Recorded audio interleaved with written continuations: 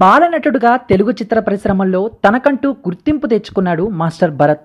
బొద్దుగా కనిపిస్తూ ముద్దుగా డైలాగులు చెబుతూ ప్రేక్షకుల్ని నవ్వించాడు. 2002లో వచ్చిన నైనా అనే తమిళ చిత్రంతో బాలనటుడిగా పరిచయమయ్యాడు భరత్.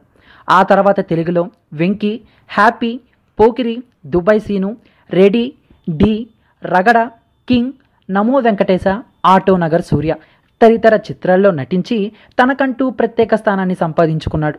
ఇప్పుడు హీరో స్నేహితుడిగా పూర్తి తరహా పాత్రలో నటించేందుకు సిద్ధమైపోయాడు.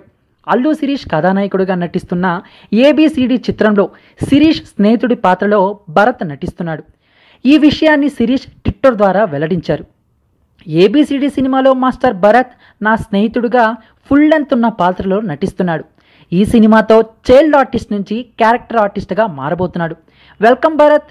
ఇప్పుడు భరత్ని చూస్తే ఎవరూ గుర్తుపట్టరు, కానీ వెన్నెల కిషోర్ గుర్తుపట్టాడు. కాకా కో ప్రణామ్ అని సరదాగా పేర్కొన్నారు. శిరీష్ పోస్ట్ చేసిన భరత్ ఫోటోకు నటి ప్రియమణి స్పందించారు. ఓ మై గాడ్, ఎంత ఎదిగిపోయాడో, చైల్డ్ ఆర్టిస్ట్గా ఎంతో పాపులర్ అయ్యాడు. రగడ సినిమాలో భరత్తో కలిసి నటించడం ఎంజాయ్ చేశాను.